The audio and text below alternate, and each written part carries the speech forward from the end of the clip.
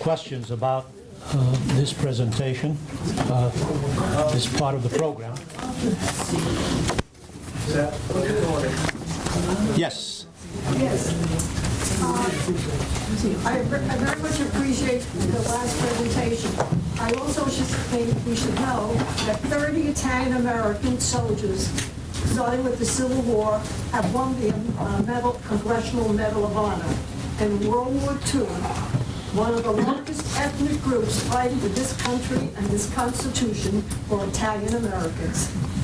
Thank you. We should give a round of applause. Thank you.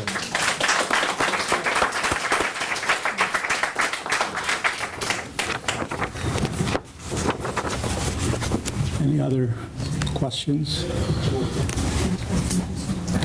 You know, one question that I would like to pose to Judge Sinisi or Deputy D'Ambrosio. The Italian Constitutional Court was created in part as a reflection, or both the Italian Constitutional Court, the Constitutional Court of Germany, and I think of Austria, kind of reflect the American Constitutional Court. Can you say anything about that? Yes, Judge Sinisi. Obviously, as you know, the Constitutional Court in Italy started to work after the Second World War. Yes. So, because we do not have any kind of Constitutional Court before, since we had a dictatorship. So nobody wants to be the guardian of the Constitution without the consent of Mussolini. So, for these reasons, we do have a Constitutional Court, but it's not. I cannot say is emulating the one you have in the United States, since they have a different jurisdiction. Our Constitutional Court is a guardian just of our Constitution, since the Supreme Court is the guardian of all the legislation of the federal legislation of the United States, including the Constitution. So there's a quite different role. It's more French, the reflection of the organization of our Constitutional Court of 15 members. Not of 9 members, like the Supreme Court. So it comes from a different tradition, European tradition, with a different, totally different role. But it doesn't mean that there is some context. Obviously, any constitutional court has the similar role to protect the state, the democracy, since any kind of despotism and any kinds of intrusion of any kind of dictatorship of decision of people that are not allowed to modify the way of democratic states. But there is no other linkage until the fact that after the Second World War, we obviously had the support of the American institution in shaping our democratic institution. That's obviously historically true. Thank you. Yes, sir. I would like to concur with the other speaker, with Professor Dr. Sinisi, in that the U.S. Constitution is mostly descriptive. It says what the office of the president does, and what is the Congress, and what is the House of Representatives, etc. While the Italian, if I'm not mistaken, is prescriptive. It tells what to do, how to do, things like that. So I think they are basically very different in that respect. The U.S. Constitution simply says something, but the others, they say in a way what will be determined to do. The way, simply say, one is descriptive, the other one is prescriptive. Are you provoking me? No, let's not leave it. I did a 200 pages research on the influence of Phil and Jury on the U.S. Constitution. No, I wasn't. Any other questions or comments? Anyway, Do you have any questions? if I may, from your just for colleague? your curiosity, the conclusion of the research was that, for example, Justice Scalia said that the second and the eighth amendment of the American Constitution rise from the Italian Enlightenment, but I can add that also the Sixth Amendment comes from the Italian Enlightenment, because if you see the Sixth Amendment as written, the right of the accused to be informed about the accusation, which is written in the third volume of the Science of Legislation, in a page that was specifically requested from Benjamin Franklin to Gaetano Filangieri. So, obviously, Benjamin Franklin, Gaetano Filangieri died in 1988, and Franklin before the amendments of the Constitution, but he has 8 volumes of the Science of Legislation to share with the Founding Fathers. So, it's philological, it's obviously is not a historical document, but it's philological truth. The Sixth Amendment comes from Gaetano Filangieri as well. I was agreeing with you. I was saying is that there is more of the European influence in the American Constitution than what Professor Rotella was saying, that the Italians, the American Constitution influenced the Italian Constitution. After the war, these 3 countries created, mainly because there was no Mussolini to resolve the problems, created a constitutional court. Italy has a Supreme Court, which is not a constitutional court, but a constitutional court to resolve problems of constitutional jurisdiction. And maybe it ends there. And I have not followed the evolution of the Italian Supreme Constitutional Court.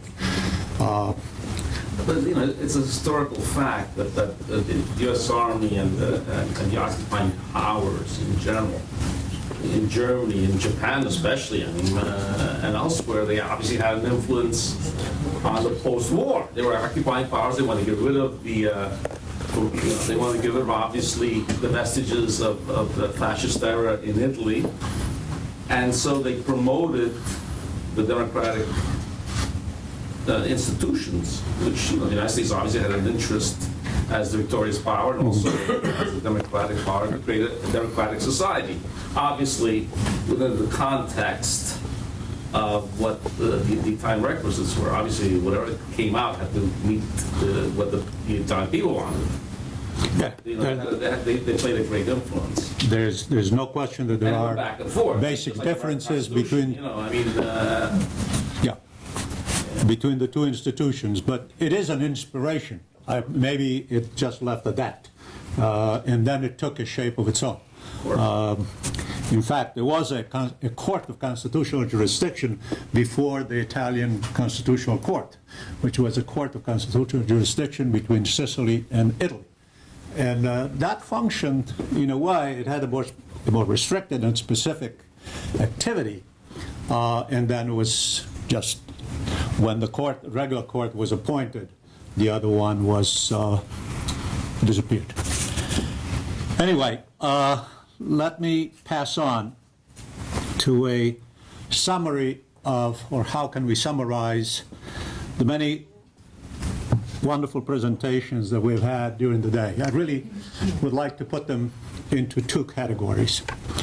One, especially in the first part, we heard about Antonin Scalia, the man, the human being. And then, of course, in Dr. DeSimone's presentation, his meaning as an Italian American, and his meaning to Italian Americans, which is probably more critical. And I would like to believe that with those presentations, we also heard the underlying culture of this man. Certainly I would like to learn more about the influence of his father on the man. A man of letters, not a jurist, and what influence, how it contributed to his view of the world, or as the Germans say, Weltanschauung. And then, on the other hand, we heard about the approach of the jurist, how he functioned, how he interacted not only with the jurists, but with the public at large. I'm also told that he probably asked more questions at open sessions of the Supreme Court than any other judge. And what role did that have, aside from the quizzing of his clerks? How did it contribute? These are things that we certainly that create the foundations upon which the preparation of this man rested. Let's not be under any illusions. Antonin Scalia is a very controversial figure, period. I checked with two individuals, somewhat close to me, before today. One who is a lawyer, spoke highly of Antonin Scalia, the jurist, and how we will have to contend with his decisions and how our presenters indicated the influence that he's had on our thinking about the court and changing the course of the court. And the other one, also a lawyer, said, I don't want to hear about the man. He has stopped progress in this country. And by the way, this is a contention, this is a position that we must admit that it exists. I hope it doesn't discredit the Italian-American community, but he's also seen as not necessarily a positive force in American history. I think time will tell. Mario, 10 years from today, you should have a repeat of this conference. Let's see where we stand. But certainly, I don't think we have heard the end. And things, we will hear more as time passes. However, I believe that there is one contribution that he has made that is acknowledged both by, I don't want to call it right and left, I would say the pros and the cons. And that is that he's forced us to think about the origin of our system. Of course, these are, he had a theory for this, his own philosophy of the role of the court. And I think, as we were reminded several times today, it is not a democratic institution, the U.S. Supreme Court. In fact, by the way, an advantage of the Italian Supreme Court, the judges rotate. On the Italian Supreme Court, once you're appointed, you stay for life. It's one of the few positions. And it's very interesting, in my estimation, and I think it was pointed out over and over again by our presenters, that his philosophy of returning to the origin was, in many ways, part of this sense of judicial restraint. Let's be realistic. When a court decides a case, it decides a case for him, for me, or for the other. Why should it decide it for everybody? If we are truly a democratic institution, as Judge Scalia, I assume, would have said over and over again, go change the law or go change the Constitution. But I think the most beneficial effect, and here I speak as a political scientist, as a student of political philosophy, I think has forced us to think about the origin. And that is important in two ways. And I think our presenters, especially Judge Sinisi, made this quite clear. Because in those origins, there was an extremely valuable contribution of political philosophy. And also, contrary to the other historian interpreters who want to interpret the Constitution in terms of today, he forced us to think about the fundamental values on which the Constitution rests. Values that were quite clear way back. And by the way, I hope that as you, Judge Sinisi, as you give us your presentation, you have a bit of a bibliography, because I would like to check some of those contributions of Filangieri and others to put them in historical context. He has forced both the right and the left, and those curves that were shown by Professor Fitzpatrick were very telling, how the thinking or the functioning of the court changed after the arrival of Justice Scalia on the Supreme Court. We forget that at the heart of the American Constitution, there's a tremendous contribution of political philosophy, of concern, of belief in democracy, but concern with democracy. 1789, it's long ago. Democracy, of course, the ideas of liberty, of freedom, the ideas of all men created equal come from the French Enlightenment and whatnot. But there had been no experiment with democracy in a modern sense. And there was a fear. I mean, if you read the Federalist Papers carefully, there's a tremendous fear of what democracy can do. It can turn into mobocracy. And these are some of the questions that the founding fathers dealt with in the Federalist Papers. And it's forcing us today, and this is perhaps the greatest contribution, to deal not only with the meaning of the words, but also with the context of those words.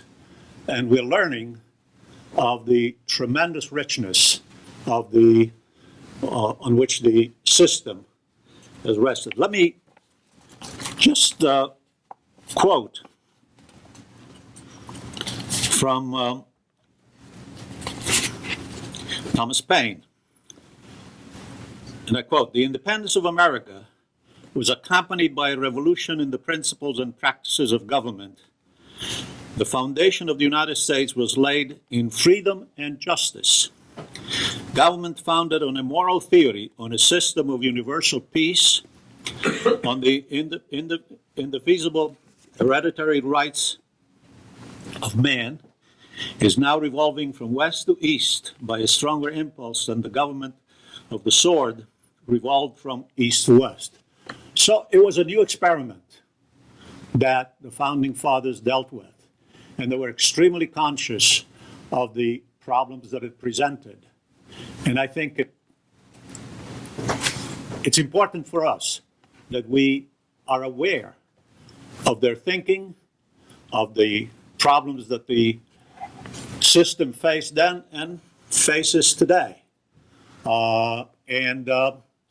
In a sense, on this, I think both pros and cons can agree that Scalia's contribution was a unique and great contribution.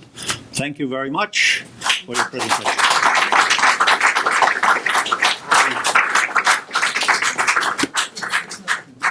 Just 2 seconds.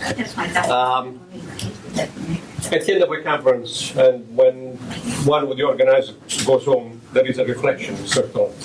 to what extent really tool energy and the time that was invested by people to put together this thing. And you ask yourself, was it really good? And I must believe that it was an extraordinary conference. This is because of the kind of speakers that we invited. And I say again, we invited. We picked and chose those people that we wanted.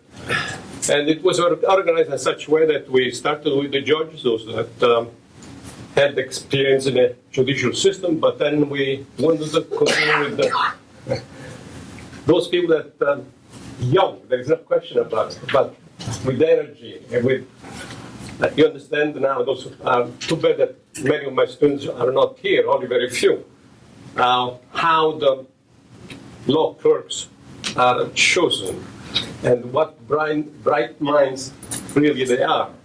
And we know that first experience eventually will put them on a path of great success, and eventually they become judges. So I want really admire those comments today. You are really brilliant, okay? And so I was very happy that we made, because we could have chosen from, I don't know, 30, 40 form clerks, but I think we were able to choose the right one.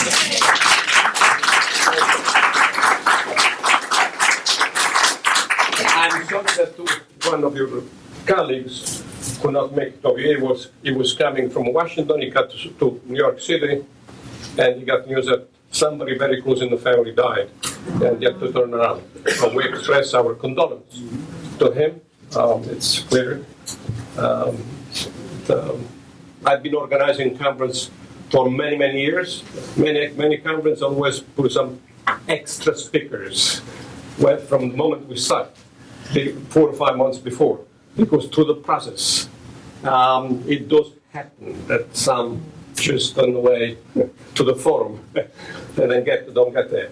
I was certainly, I learned a lot. I'm not a political scientist. I'm not a lawyer. I'm not a jurist. But I learned a lot. You spoke a language that everybody, including people from the community, could understand everything that you were saying. And so you brought to a level that was clear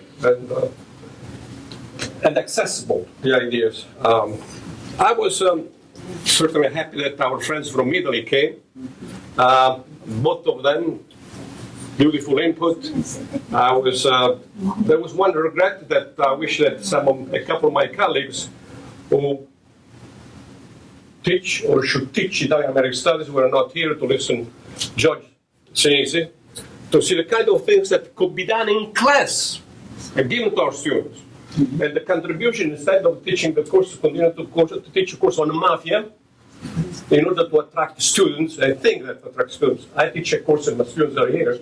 In the process, I attract between 150 to 250 students just teaching a course on modern Italy. Okay? So those are the issues that in our course we should teach, the contribution that Italians have made to this country. Philip Mazzei there was a strong connection. And then I just one because certainly made a beautiful presentation. It was very close of Jefferson. Mazzei brought over here the first grapevines, and he planted in his property, Monticello. And yes, they established a close relationship. And so, yes, there is no question that they discussed about the issues of, all men are created equals. It's unquestionable that that basic principle of the Constitution came from Philip Mazzei. And I think that much more than that, certainly. But we are concluding our presentation over here today, this conference, with a musical presentation. We were able to do it. We are very grateful to the composer. They are just practicing and waiting for us. Unfortunately, there is no piano here, and we could not make it here. So we are going to move in the Center for Italian Studies very close. Don't worry. You don't have to worry. It's the Center for Italian Studies is located in the library on the 4th floor. And Mr. Wang is going to, yes, he met several times Judge Scalia and Justice Ginsburg. And so they did a lot of research. He composed this opera. And we have two graduate students from the music department. As for those of you coming from Italy, we have an outstanding music department, Starry Brook. So we were able to get their support. And they are going to sing for about, I would say, a duet. Yeah. But first, Mr. Wang is going to give an introduction, brief introduction to the opera. So I thank you, all of you, for coming.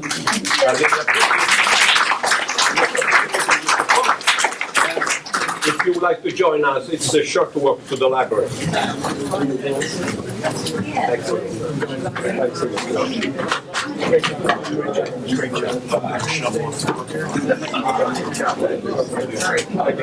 Thank you. Thank you very much. Very good. Meeting you.